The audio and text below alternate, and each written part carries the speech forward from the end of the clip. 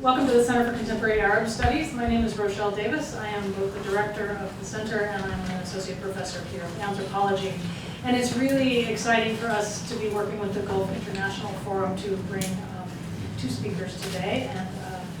And we also have the good fortune of having Ambassador Barbara Bodine in the room. And so she will take over introducing His Excellency Bakr Al-Qirbi, as well as sort of leading our discussion. So I'm going to hand it over to them. We will, Ambassador Bodine will introduce Dr. Qirbi, and then he will speak, and then we will take questions, and we would just ask that you identify yourself when you're asking questions. Please note that everything is recorded so that we can put it on the web for others to see who aren't able to be here. So thank you and welcome. Thank you, Rochelle. I just came to this event to sit in the audience and listen, and have been promoted to be able to introduce a very good friend of mine. Took me no time at all to accept the promotion to introduce her. Dr. Al-Qirbi and I worked together when I was ambassador and he was foreign minister. He was the longest serving foreign minister in Yemeni history from 2001 to 2014. And then he and I saw each other regularly when I was able to go back to Yemen. And always valued his insights, his wisdom, his candor. And if he doesn't bring up my favorite quote of his in his talk, I will bring it up. It's one that I have used a lot. Dr. Al-Qirbi actually started life as a doctor, and so understanding systems and how to put them back together again, how to diagnose a problem and come up with a solution. Trained in Edinburgh, Liverpool, and London. He was the dean of the medical school, and he was also the Minister of Health. But education, I'm sorry. Well, you're a doctor, you should have been a Minister of Health. Well, everything happens in Yemen. I know, everything. In the Middle East only, no. Huh? In the Middle East, not only in Yemen. Yes, but Yemen more so, I can assure you. But as I said, I always valued the doctor's insights, his pragmatism, and his candor. And I very much look forward to his talk this evening and to some good questions and answers on where is Yemen today, how might this horrific and grotesque war be brought to an end that actually brings some peace and stability, not just the end of the war, but real peace and stability to one of the most fascinating and lovely countries in the world. So Dr. Qirbi, thank you.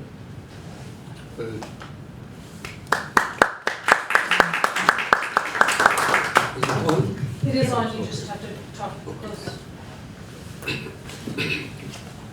Thank you very much, Excellency, first for your introduction.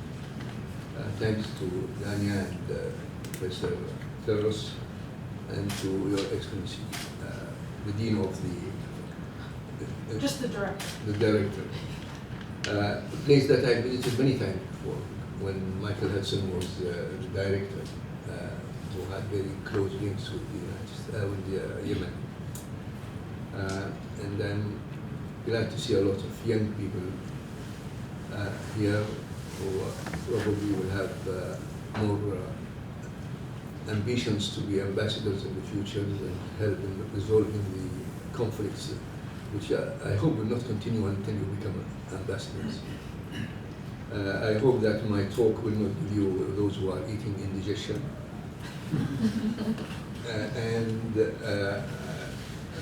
I would like, first of all, to tell you that Barbara was actually the first ambassador I worked with as a foreign minister. She is one of the very few ambassadors who are remembered by the Yemenis, because she was in Yemen during the SS Cole attack, if you recall that. And she was exceptional in managing the crisis at that time. crisis that could have actually affected Yemen severely, and maybe the relations between Yemen and the United States of America. But she was firm, she stood up for what she believed was in the interest of the states in Yemen. And this is sometimes a unique quality amongst ambassadors.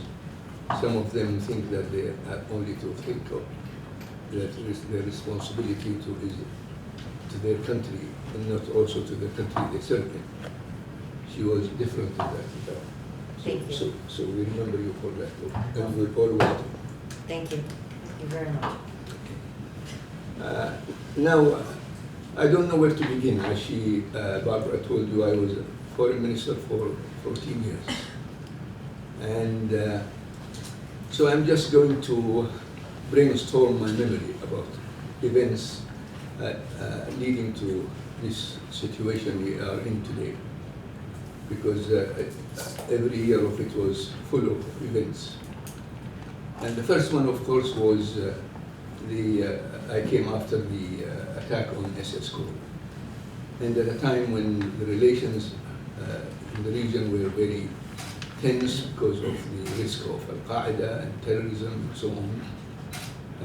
And therefore the relation between Yemen and the United States of America has its ups and downs during that period. For different reasons, I think Yemen managed to get over many of the difficulties at that time. Difficulties of worries that it will be a haven for terrorism, as you probably, some of you may remember. The fear that Yemen is going to get into a stage of anarchy and so on. But we managed to sail through that period in which we developed a very close relationship with the US on countering terrorism, on cooperating against Al-Qaeda, on looking at ways in which we will rehabilitate and we will develop dialogue with the extremist groups so that we can integrate them. We had a lot of, as you remember, at that time, difficulties regarding the events in Afghanistan, and the Yemenis who were in Afghanistan who were held prisoners in Guantanamo.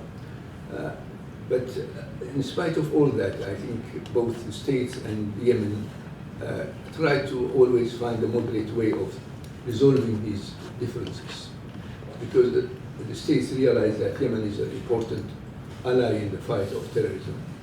And we also realized that America is a very important partner of Yemen, not only in fighting terrorism, but also in the development program that Yemen was at that time going through.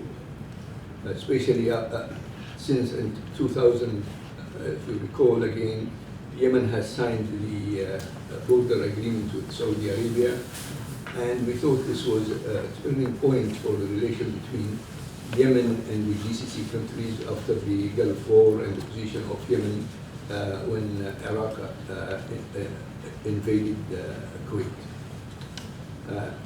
And therefore, 2000 was, in my opinion, really was a landmark in the Yemen's evolution towards modernization for development, democracy, and so on, which started really after the unification of Yemen in 1990. And then came the Arab Spring, as they call it. I think, and everybody now in the Arab world will not accept Spring for it, because after what we've seen of the developments in the region, in our region, as a result of it. But irrespective, I think in 2011, Yemen, unfortunately, was put in the same category as other Arab countries, where when Yemen has already demonstrated many of the reforms that were called on. For example, Yemen has already practiced democracy. There were elections after the unification. Yemen had a multi-party system. Yemen accepted with the World Bank many fiscal reforms. Yemen has also at that time accepted the transparency rules about the revenues from oil and so on. Yemen accepted to establish a commission for anti-corruption. So we were actually moving ahead in the move towards modernization in governance. But anybody who is realistic will know that this is something that you cannot really resolve in a matter of 5 years or 10 years. It needs time for it to develop and to build the infrastructure for it and to have the resources as well to achieve it. Because it's almost like, and I always say that when I was the foreign minister with the World Bank and so on, and others and ambassadors as well, when they tell us about you should do that and you should do that. I tell them you are telling me, reminding me as a doctor when I say to a patient, you must buy this medicine and this medicine and this medicine, and I don't know whether he can afford to buy these medicines. And therefore the next time he comes to my office, he's in a worse condition. So I have to rethink now how I can help him really in buying these medicines. So in 2011, Yemen was actually put in the same category as other countries. I don't want to mention these countries, who have not really embarked on the reforms that were considered the demands by the youth. And when we talk about youth, actually, we have to define how do we define the youth? Because as it turned out that many of these youths who came out with good intentions were actually manipulated by political parties, as events have shown subsequently in Yemen. And the youth revolution, if we I think we can call it, was hijacked by the politicians who were not interested really in the reforms, but who were really interested in getting to power. And this is why, after the events of 2001, we realized how things turned out. In 2011, at the beginning of the youth movement and the demonstrations, and it was a lengthy period actually of having millions of people coming for demonstrations for or against Saleh. I felt at that time as a foreign minister, and I was actually, this is maybe off the record, I was attending a meeting with the foreign ministers in the Emirates, and I told them, why don't you make an initiative to come and resolve this conflict in Yemen. They were actually reluctant. Each of the GCC countries may be reluctant for their own reasons. Okay. But in the end, they told me, will Saleh accept that we come up with initiative? So I told them, I can't tell you that, but I'll work on it. Fortunately, he accepted, to cut the story short. And the elements of that GCC initiative actually were very simple. It had established a number of things. One that is repeated in every UN resolution, that preserving the unity, sovereignty of the country, adhere to the constitution and so on. And then the very delicate issue of how to deal with the ex-President Saleh's status by providing an amnesty for him, and not only for him, but all those who have worked with him. And those who have worked with him are not only from his party, because a lot of them were also from other parties at the same time. And if there is any corruption or mismanagement, it is universal among all those people from all different parties. And the other is, which was an insistence from the GPC party, is that there should be a transition of power and a peaceful transfer through elections. And that Saleh will hand over his all his delegated constitutional responsibilities to a agreed vice president, who is now the president of Yemen. And this was applauded by everybody. Everybody thought Yemen made a breakthrough, that it now will sail into the future with this consensus amongst the political parties and build, hopefully, a new Yemen. What went wrong? The first thing that went wrong, unfortunately, is that the signatories of to this GCC initiative, almost from day one after signing, came to encourage, let us say, their supporters to go out and denounce the agreement on two issues, which are extremely important for really its success. One is that the amnesty should be removed, that Saleh should be prosecuted, and that all money that Saleh has taken must be returned to the government. So this is, from day one, was really an attempt by the opposition parties really to undermine the agreement of the GCC initiative. Nothing has been done really about this situation, because it just escalated, and it was made worse by the demonstrations, and sometimes by the violence, and really a number of people were killed at these demonstrations.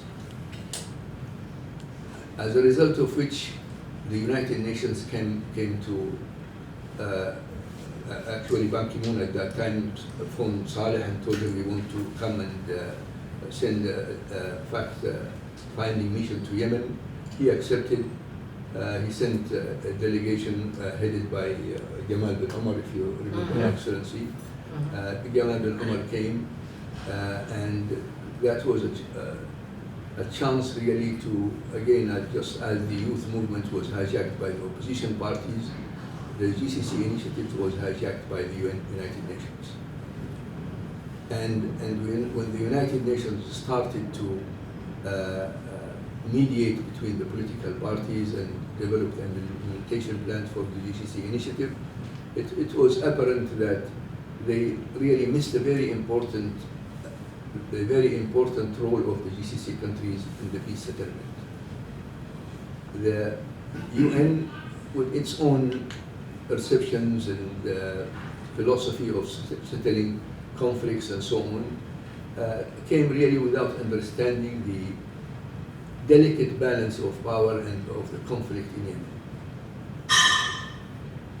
And we went through a national dialogue, hopefully to agree on the principles on how the new Yemen will be built.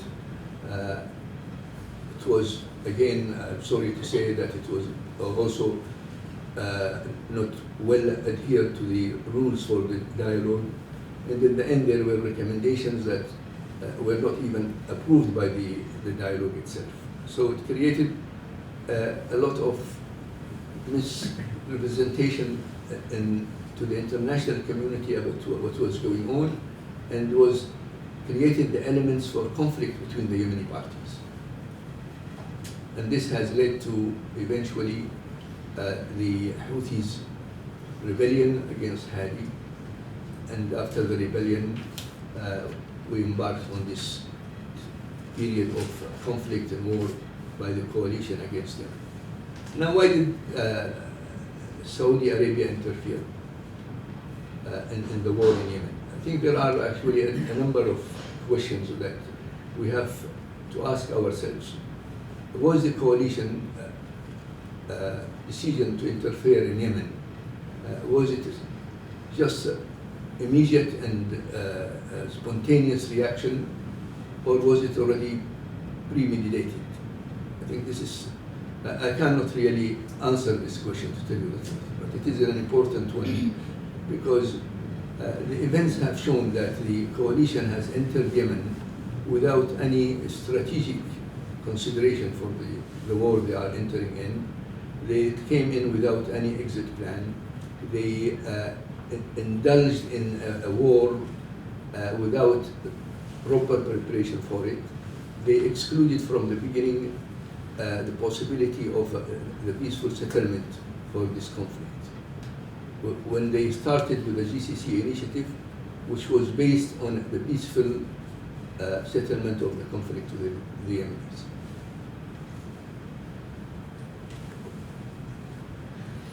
Unfortunately, what has emboldened the coalition, one was the Arab League, who endorsed the war 15 days after it started in Sharm el-Sheikh Arab Summit. And subsequently, again in my view, by the position of the United Nations Security Council. Because the United Security Council has passed a resolution that is unimplementable by any standard, that was in a way really poorly drafted, and expected the Houthis to surrender completely. And they had no means of implementing this resolution. And throughout the last 5 years, many European countries and many diplomats whom we had talks with and discussions with have agreed that 2216 was an obstacle actually to the peace process. And it was unfortunately because the government, whenever negotiations will start, the legitimate government will demand that you must adhere to 2216. The special envoys realize that they cannot make progress unless there is a revision to 2216. Yet none of these three envoys so far will say clearly to the UN National Security Council, this is what they have to do. So the United Nations Security Council had this blunder of 2216. Secondly, over the years, and I'm sure many of, probably some of you, have always read or the statements or the resolution by the UN Security Council, in which they always reiterate at the end of it their support for the special envoy.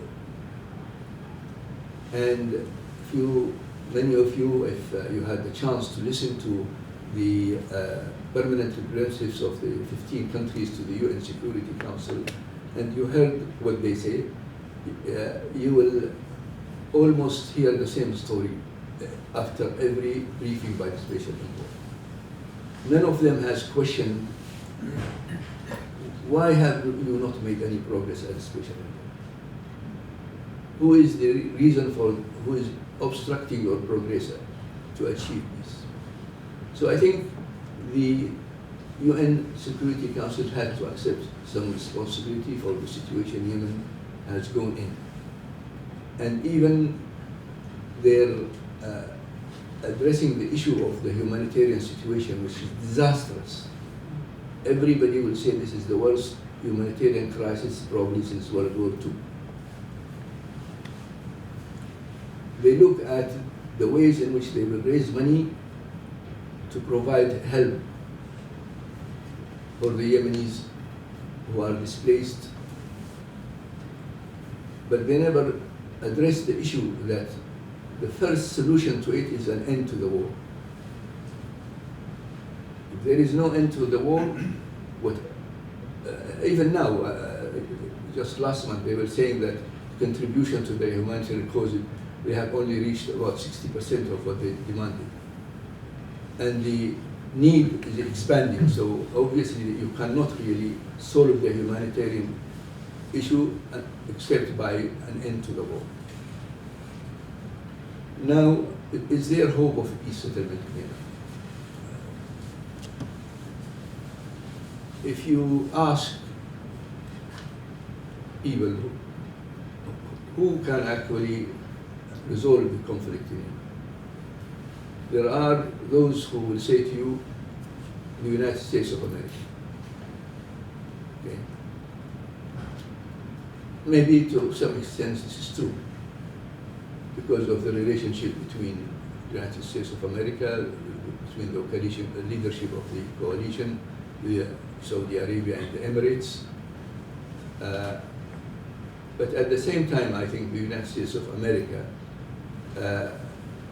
at this time, is it aware really of the complexity of the situation inside Yemen itself, or are they looking at it from their relationships with the GCC countries and the leader of the coalition? So this is the first question. I believe the United States can play a very important role in this. But it needs to change really its policies with the two countries. It has also to maybe rethink its diplomatic role, the State Department role in this conflict, which has been really diminishing over in recent years. And hopefully President Trump will have also his eyes on Yemen as he does in Syria and other places.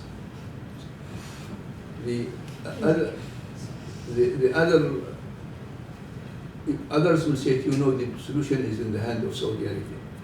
And this is also true. And the problem with Saudi Arabia is when the war started, they believed that the solution to it is military one.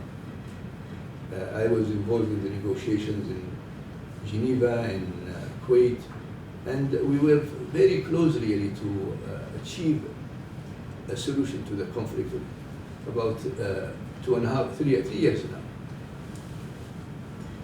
But what was the obstacle? The obstacle is, one was that this belief of Saudi Arabia that they can defeat the Houthis. And the second, of course, were the groups of warlords who did not want the war to end. And thirdly, of course, is the Yemeni politicians themselves. Because many of them have sponsors, regional or international, who drive them away from peace in the hope that they will have their special agendas achieved in Yemen. The last 4 weeks, I think we have seen some, what I may call, positive signs. Are they real? One, of course, and this is what is unfortunate, I think, is that they have come after the attacks on Aramco. Okay. First of all, Saudi Arabia, I think, was caught out of balance by the attacks on Aramco, and probably started to rethink its not only position on Yemen, but about the region as a whole, its relationship with Iran, with the rest of the also conflict areas, Iraq, Syria, Lebanon, Palestine, and all these. And secondly, because they felt that maybe the military solution is unattainable.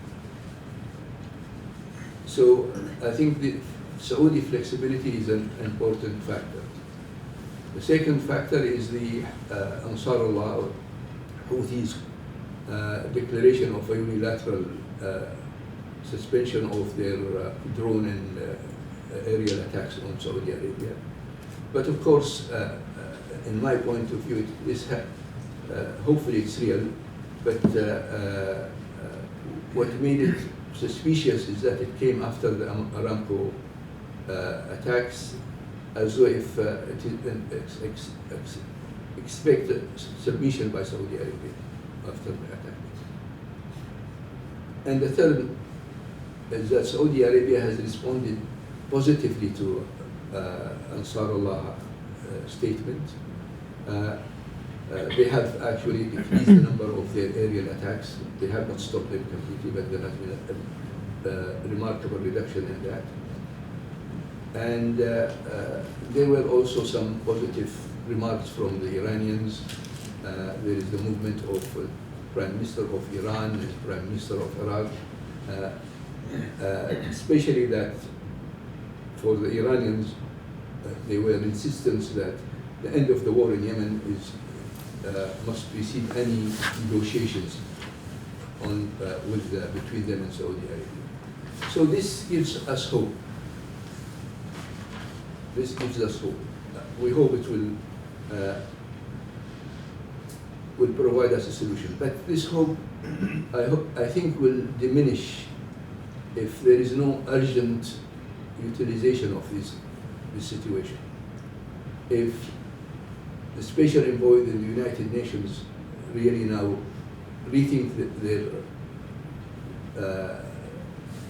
special envoy's strategy for the comprehensive peace settlement, because over the last year he was involved with the agreement in Stockholm, which is important but irrelevant when it comes to his own assignment really to resolve the conflict in Yemen. And secondly, how will the United States of America, the coalition now, also agree on an exit plan that will end the war in Yemen? So this is, in short, I hope I didn't bore you with and give you indigestion. Thank you very much.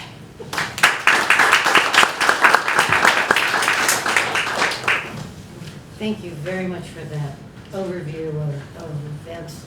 Excuse me, an extraordinarily complicated series of circumstances and multi-layered conflict.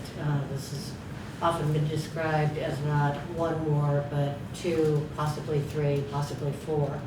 And how you start to peel the various layers back to get a resolution is a very daunting task. I want to ask one very quick question. You were talking about some of the positive signals, positive developments recently, and you mentioned the ceasefire, the Saudi positive response. I'm not sure exactly what's happened, and a few others. You didn't mention the UAE's withdrawal from Yemen. Is that not one of the positives? It would seem as if, to me, that the Emirates, who were doing most of the ground fighting, most of the boots on the ground in Yemen, and were certainly the major part of the coalition, they were the only two truly active parts of the coalition, that if the UAE has decided to restructure, regroup, and redeploy to a large extent, that this leaves the Saudis far more exposed in Yemen, and they have never committed ground troops. They've tried to do this by air, which anybody who's in the Air Force will tell you you can't win a war that way. How does that play into your view of the progress of the war and therefore the ability to begin peace? I think this is a very important question, and this really gets us into the question and our part of the world is how are we doing things strategically or tactically? Okay. Okay. So far, I don't think we can answer that question. Right. Okay. But for some time, it was obvious that the Emirates and the KSA have divergent views on a number of issues in Yemen. Okay. And this has,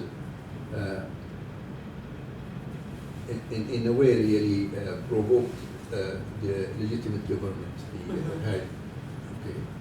Because we felt that the Emiratis' role in the south has really diminished its authority, undermined the legitimate government, and was worried that at one time that it's happened actually that he cannot return to Egypt. Unfortunately, on the other side, the coalition and Saudi Arabia and the Emirates did not really address this issue seriously. Because it was obvious that in the end, if they do not resolve this difference, things will blow up in their faces, and it did. Okay. So now we know Emiratis forces are withdrawing. They have probably a pocket left on the western coast of Yemen as part of the agreement. The details we don't know as yet, but it is probably just to ensure there is Emirati presence to protect some of the forces that are fighting in the western coasts. So after the withdrawal of the Emirati forces, the integration of the groups, armed groups that they have created, whether the security belts or the Nukhab, special units, tribal units, will they integrate with, as stipulated in the agreement, will they be integrated within the national armed forces? Is this integration going to really produce stability or turn into the opposite direction, because you are going to put many militias under one umbrella with different ideologies, with different agendas and so on. So I think there is a lot, I think, that has to be done by those who are sponsoring this agreement on how to prevent this from happening. Well, I want just to follow up on that, because you mentioned that the Emiratis and the Saudis have very divergent views, and maybe even divergent focus of what is the primary threat, with the Emiratis much more concerned about Islam, the Muslim Brotherhood, less so about Iran, the Saudis fixated on Iran, and less so about Salafis and other Islamicists. But that as part of that, there is, I've read a great deal that it looks as if the Emiratis are at least comfortable with, if not promoting, a redivision of Yemen. Is that your sense of what their end game? That not only do they have divergent views, they have divergent end games. Well, I think if you ask Yemenis from probably all spectrum of political spectrum, they are suspicious about Emiratis design for separation of the South. Okay, the Emiratis, of course, deny that. Of course. Okay, and Saudi Arabia, in this regard, is against really the separation. Because Saudi Arabia has a direct border with Yemen, Right. and they know that separation is going to lead to instability, and they will suffer more as a result of it than the Emirate does. Okay. So this is one of the issues that has always been thrown in the relationship. And the other, of course, is that Saudi Arabia, predominant foe is the Houthis and Ansar Allah, whereas the Emiratis, as you said, Islam and Muslim brothers. And it is a complicated picture really, the relation as far as the Islamist groups, because although they appear divergent, one is sometimes not sure they are as divergent as they Right. yes. And one last question, then I will open it up. But it's such a wonderful opportunity to be able to talk to my friend again. The United States has long liked to think of itself as one of the mediators, not just in this conflict and others. I have a student who's writing this paper on the Treaty of Portsmouth, of all things, Teddy Roosevelt doing this, so I'm up to here with the U.S. mediation. But that was always predicated on a sense that the United States had legitimate and vital interests, that it was deeply engaged in the region, and that it was credible to all sides. I don't think that I will be telling this audience anything that we're not. It does not look like this administration wants to play that kind of role in the Middle East. Is that nicely put? Is that okay? I keep my diplomatic ID card. And so the real question is, who could serve as a credible mediator, facilitator with both the Saudi Emirati side of the conflict and within the Yemeni side of the conflict? who is credible? Who would you look to? Who would you work with? Very interesting question. Let me tell you, in 2014, just a few months before Hadi relieved me from my job as a foreign minister, and at that time there was already the beginning of the complex political differences, in which actually everything was confusing. Who is with who and for what and why. And I was, like the first time when I suggested the initiative by the GCC countries, I was also in a meeting with them. And I told them, why don't you now regain your position and take control of the GCC initiative? Okay. And be clear about it, that the UN actually didn't really work to build according to your GCC initiative. Or at least, why don't you appoint a new special envoy to work with the UN special envoy, so that you will be a controlling element at least, if not a predominant role. They accepted the idea, but they were too late in implementing it. Okay. And at that time, the idea is that why doesn't the GCC countries have a complementary initiative to the GCC initiative, which will take into consideration the new developments since the transition of power, how to rectify what went wrong. Okay. And at that time, the idea is that the GCC will work it with the special envoy and will be presented to the UN Security Council to approve it. Okay. It didn't, unfortunately, the UN special envoy was not welcoming the idea, and Hadi himself was not also. Okay. Yeah.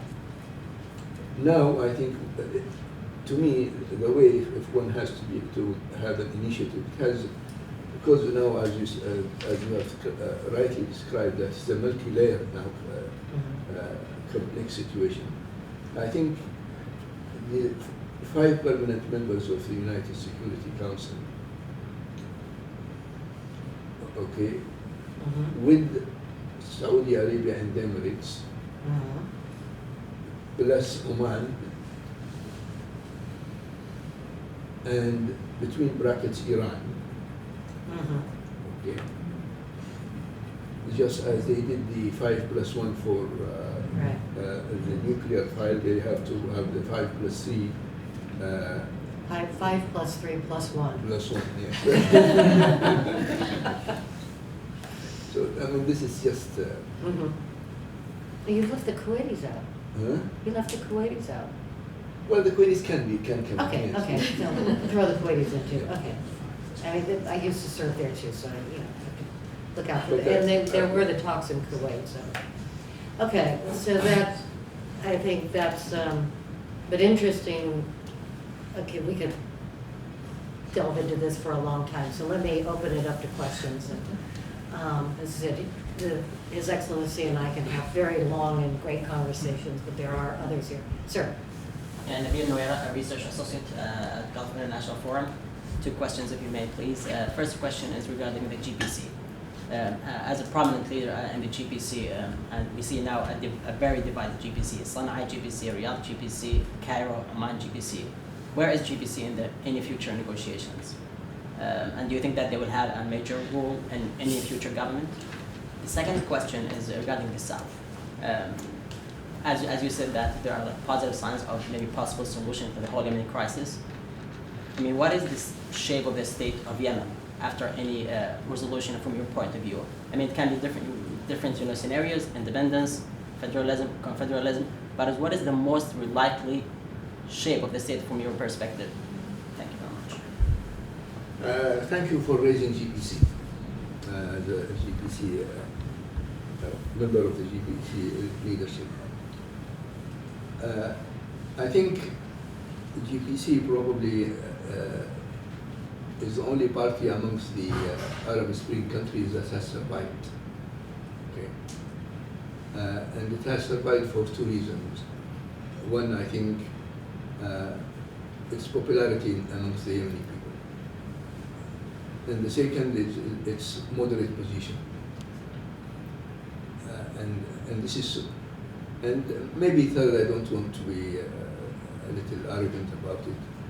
It has the best elite membership in the country. And this is why whenever they are looking for a solution, they come and talk to us. Okay? Because they feel that GPC is the future of Yemen. They cannot trust any of the other ideological political parties. But unfortunately, all those who believe in the importance of GPC want to model GPC according to their own whims. Okay? And this is the difficulty. The second, of course, answer to your a part of the question is GPC divided? I can tell you, no, it's not divided. I mean, the GPC members now are scattered in three really main localities: Sana'a, Cairo, and Saudi Arabia. Okay, and a few in the Emirates, and maybe lesser. But apart from the group in Saudi Arabia, and not all of them for that matter, the beneficiaries of the conflict amongst them. Okay, all the others are united. They believe in the GPC charter. They are against the war, and they communicate with each other. Is there a unified leader? Huh? Do they have a unified leader? Yes, our president now is Salih Amin Abu Ras, who is in Sana'a, and our base is in Sana'a. We cannot. I don't believe in opposition outside the country. Opposition has to be within the country. And those who are out of the country should support and not compete with the opposition inside the country. Otherwise, we will repeat the stories of other Arab countries. And this is our battle now. Okay. Your second question? The shape of the state of Yemen after any possible solution. I think this has to be re-debated in the comprehensive dialogue for a political solution. Because there are a lot of recommendations as a result of the NDC that were not really accepted by all. Sir. Okay, so my name is Ghassan Boudiab. Thank you for your amazing insights. I think that US people and government need to hear from wise people like yourself to determine the future, especially that I think President Trump does have good intentions, but he lacks the diplomatic, way. He acts like one scholar said, like an elephant in a store full of glassware. So he just, don't know how to figure that out. The issue is that in Yemen, as I knew, it's very complicated because I was informed by a certain Yemeni friend that he was invited by President Saleh like 10 years ago to go to the place where Ansarullah are right now. He told me, well, I drove for like 6 hours in an unasphalted road with a 4x4, just off-road, till he reached, and he found the misery, he found the people living in tents, all this stuff.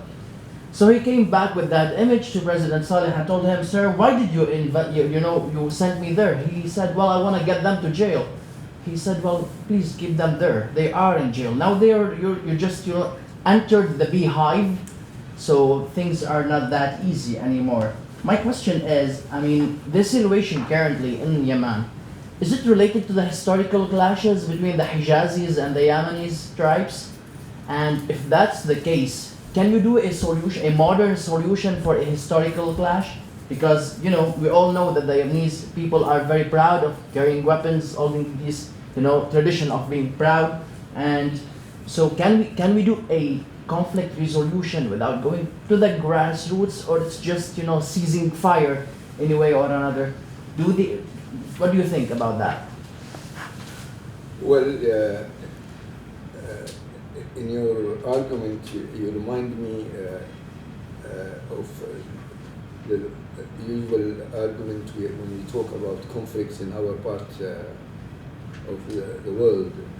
I'll tell you a funny story about two Yemeni and Saudi were traveling on a plane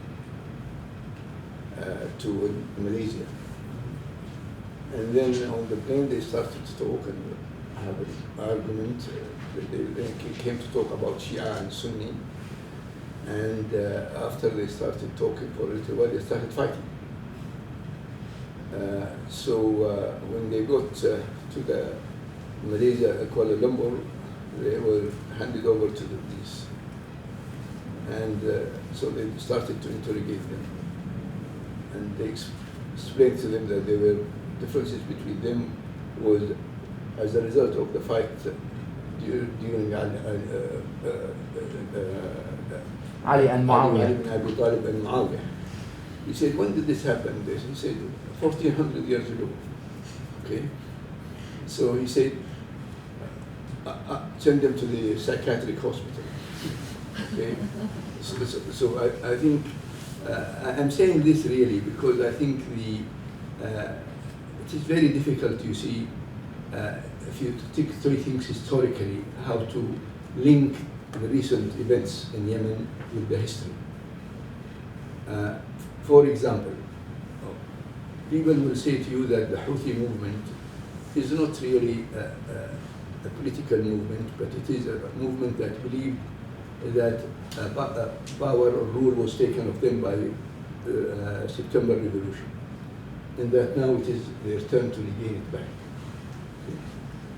If you speak to the Socialist Party, they want their state back because the unity was not established on the right ground. So I don't think it is time really to go into these areas, these gray areas. I think we have to go now and determine what's right and what's wrong, and what's the best for the country. Because if you allow STC, for example, to say we represent the South, there are many in the South who will not accept that. And this is why Hadi was saying, no, it's not only STC, I have the others to be there. And this is why I think any solution has to be all-inclusive. Any solution has to address the concerns and the fears and provide the guarantees for all parties. Confederal state. Well, not necessarily, even a unitary state to start with. You see, this was when we were in the NDC, and I was there at the time, and they were talking about having Yemen divided into 6 units. There were a lot of ambassadors from Europe and so on, and they used to come and say to us, are you crazy? You cannot run a unitary state, and now you want to run 6 units. Where will we bring them? Every unit will have a parliament, cabinet, services and so on. And now, where are you going? Who is going to provide this? So we used to say them Saudi Arabia. Okay? So I think Yemenis, I think if now, and this is an important point, let me say, if the Yemenis now are provided with the catalyst to sit on their own, as they did in 1967, and provided with the right mediators to resolve the conflict, I'm sure they will be able to. If the regional and international influences on them are limited, they will compromise, because they know that none of them can survive without the others. If I can just add one point on this is, first of all, I think one of the things that has always distinguished Yemen is this very strong sense of Yemeni identity. There is absolutely tribal affiliation, there are regional affiliations. Yemenis, like everybody else, have multiple identities simultaneously. But the Yemeni identity was a very strong, we always tend to look at the centrifugal forces in societies. We sometimes forget to look at the centripetal forces. In fact, people don't even know the word centripetal sometimes. But there was this Yemeni identity which coexisted with other identities. And I think reducing any current conflict to this idea of, well, they've always been at war with each other. We heard this about Yugoslavia. You hear this every time there is a conflict, somebody will say, well, 500 years ago, 800 years ago, 1,000 years ago, they've been fighting with each other. So this is just a continuation of this, as if that means there is no future, that there isn't any other way to do it. If you look at that, the French and the Germans should still be fighting with each other. The French and the British should still be fighting with each other. Everybody was fighting with each other at some point. It doesn't allow any progress. And it also, to go back to my first point, it denies the idea of multiple identities that people hold and can be used in the creation of broader identities and therefore nations. If you believe that historical animosities are determining future, then there is no way of working forward in developing any state or resolving any conflict, because you can always find a historical problem. So I would say that's an issue, but it's not determining. It doesn't determine the future. It didn't even determine the past in many ways. Dean Davis. We won't tell the guy who works I'm giving you upstairs. titles all the time. Yeah. Thank you so much for speaking with us, Your Excellency, and it's really, so this is kind of long. I've been trying to formulate this in my head, but you ended your formal talk with this idea that sort of the first solution we have to reach towards is the end of the war. And throughout your talk, you spoke, and even in your questions, really expansively about including all Yemenis involved in this. I teach every year a class on refugees in the Arab world. I've been doing it for 15 years, and I used to spend weeks, like literally 4 weeks, teaching about Palestine. I started teaching this in 2005. I spent 4 weeks teaching about Palestine, and then I'd spend 4 weeks teaching about the Western Sahara. Now, there are so many refugee conflicts and so much going on that everybody has been reduced down to sort of 2 weeks of me trying to help the students to get a handle on not only sort of the histories, but what has been going on. And I think one of the lessons that I take away from this, from what I have to teach and what I try to get the students to understand, is the inability and the unwillingness of all the parties to solve these problems. And in particular, you just mentioned the kind of international and regional actors that constantly provoke these things and fund them and send weapons to them and that. The inability of those people to pull away from that, and the inability of them to see their interest in the stability has allowed not only conflicts to happen, but them to be on low simmer in the background. I think Palestine is a particular example, but you could look at Sudan and on and off civil war from sort of 1955 to 2009. You could look at the Western Sahara and still all of the Sahrawi refugees and the Polisario in Tindouf and in Algeria. You could look at Syria and what has happened. And for example, one of the things that I think keeps Syria in the way that it is the warlords and their grip on the local economies, right? These people that are benefiting from this conflict.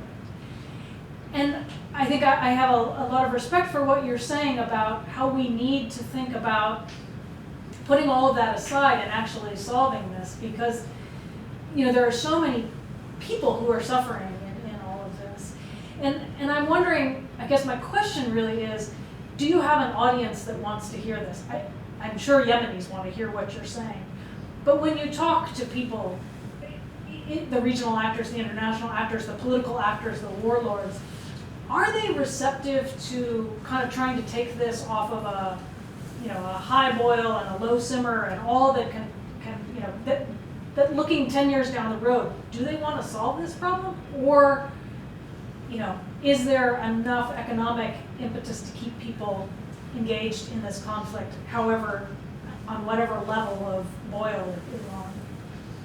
Sorry, that was a really long question. And difficult one to answer, actually, Yeah. okay? Because, as you know, I think in these wars, you develop a war economy, okay? And this is what's happening in Yemen and many other places as well. Okay? And therefore, the end of the war is a threat to peace, okay? But at the same time, I think when there are two factions in a conflict, then the faction that feels he's losing the battle will be more amenable to listen to what you say. Okay, so it is very difficult to control this sort of situation. Now, our failure in this, if I may indulge, one is that unfortunately in the Arab world we have the Arab League, okay, the so-called Arab League, okay, which one of I think the dismal regional organization in the world, because I mean if you compare it, for example, to the African Union, which came out many years after it, you see that the Africans have done a much better job in addressing the challenges in African countries. Maybe not 100%, but at least they are doing something about it. In the Arab world, they do nothing at all about it. So I think we have a weakness in our regional abilities to determine how we can interfere against these warlords. Okay. The second one is unfortunately the United Nations. Okay. I think without real reforms in the United Nations and without the United Nations Security Council being also restructured in a better way, with a better representation and with a really control of the veto, we will continue to have the failures of the United Nations in resolving any conflict. And this is why if you look at all the conflicts and all the special envoys, they are all failures.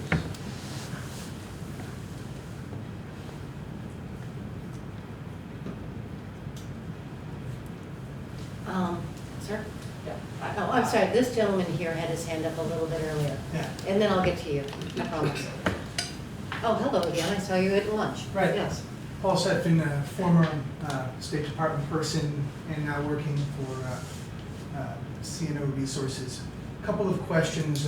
First, I'd just like to get your take on the talks that are ongoing in Jeddah and what you see as any obstacles to move forward, if you have any insight into what's going on. We've had a lot of reports in the news about we're going to sign something, we're not going to sign something. I think you sort of referred to this indirectly before, but if you could be a bit more explicit. And secondly, if you could address the question of possible spoilers to peace, some of the religious extremist groups that are getting traction or control good parts of the country, whether it's Al-Qaeda in the Arabian Peninsula or ISIS. I mean, there's video on the web now of ISIS flags being waved in militia camps, as well as Iran. Possible spoilers to, who have different views or different agendas than most Yemenis. Well, regarding the last question, let's start with the last question. I think the situation in Yemen now is really threatened, certainly by these extremist groups. If the resolution of the conflict is not achieved, they are there, and what worries me more is about the movement of ISIS and Al-Qaeda from other areas into the vacuum of Yemen. This happened before, it can happen again. and this is, and I remember it wasn't during Odeon time, but with other ambassadors who used to come and talk to me about some Al-Qaeda who have come from Afghanistan to Yemen. And I say to them, interesting, they come from Afghanistan to Yemen, through what routes? What airports? How did they get to Yemen? Okay. You have better ability to control them leaving Afghanistan than we can getting them and allowing them to, from our airports to get into some.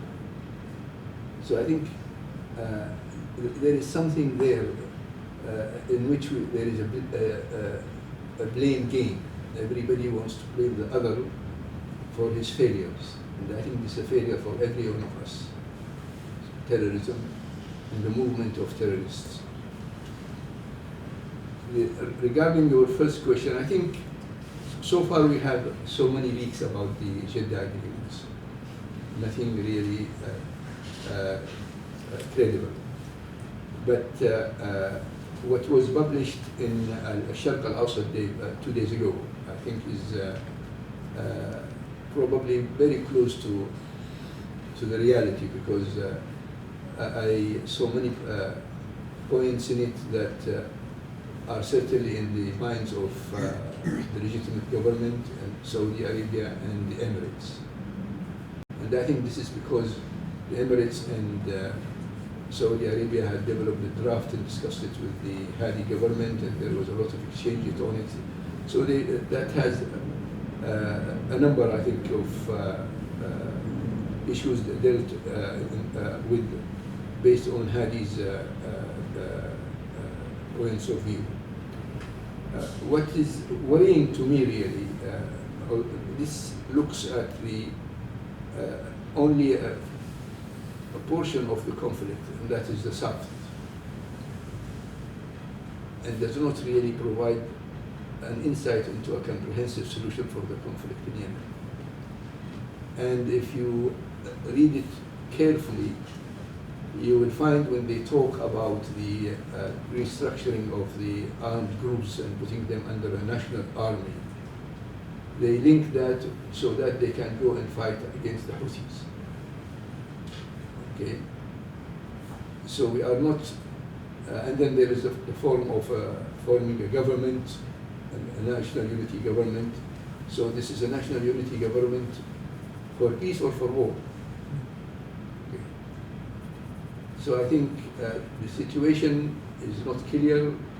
I hope that if they eventually have an agreement, that it will address the Yemen's total comprehensive political settlement and not just fragment it in the fashion that it is at the moment. If I just could follow up, the Iranian endgame? Iranian endgame, I think, now has become more complicated after Aramco. And this is in the hands of Trump and Mohammed bin Salman. Gentleman in the glasses and then the gentleman in the back.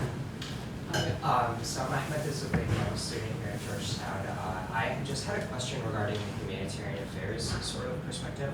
So Mark Lowcock announced at the end of the UN General Assembly meetings that the Saudis and the Emiratis gave enough funding for humanitarian aid to cover for the next 6 months.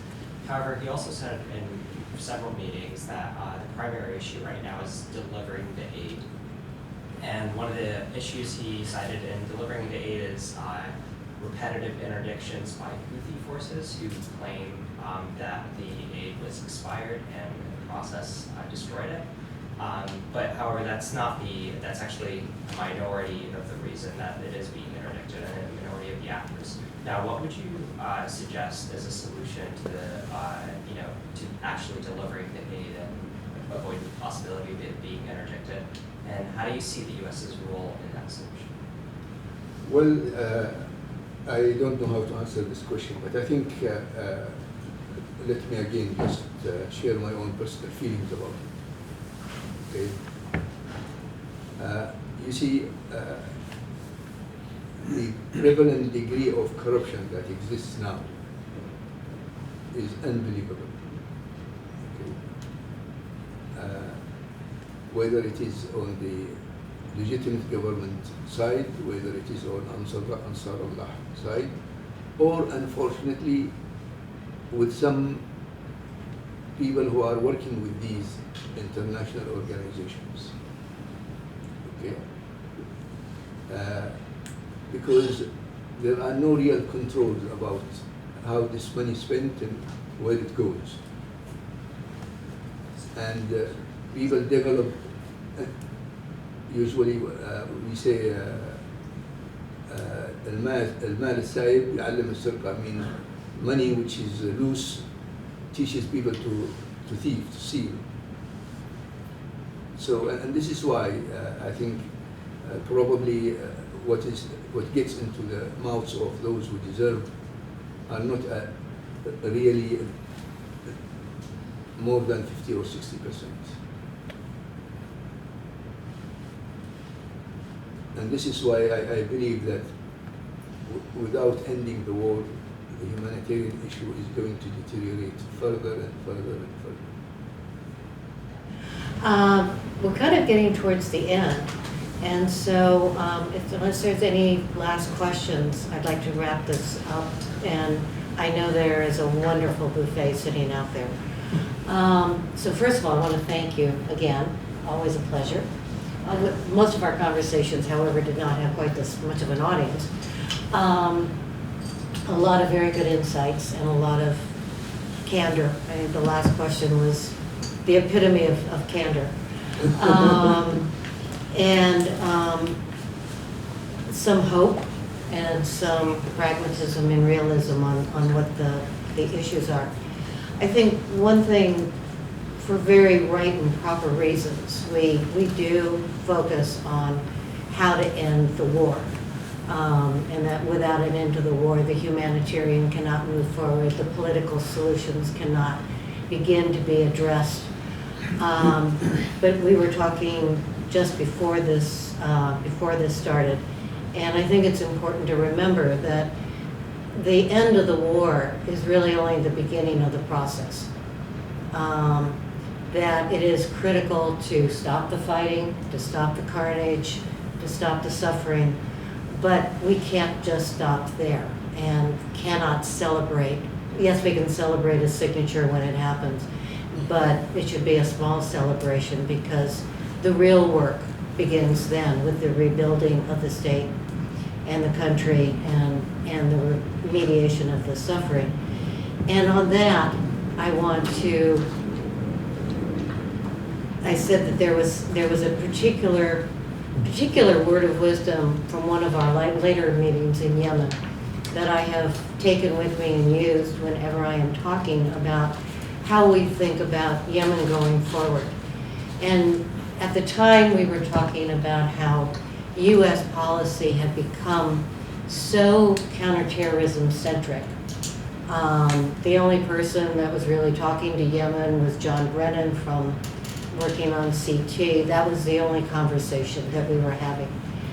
And I think it applies to the current situation. And you told me that Americans, we understand the threat of Al-Qaeda. We all understand this war. We understand more Yemenis have died from this than Americans. We're not asking you to take your focus off of the security situation. It's important, but you need to open your aperture and look at the economics, the political, the social, the humanitarian. Because if you only focus on the security, you will not actually solve anything. If you open your aperture, and I love that phrase, if you open your aperture to these medium and long term, these societal and economic, then you will have not just security, but stability. And I have taken that conversation from you to every conversation I have ever had about Yemen. And I think it applies now with this war as much as it did when we were only talking counterterrorism. Thank you very much. Thank you very much.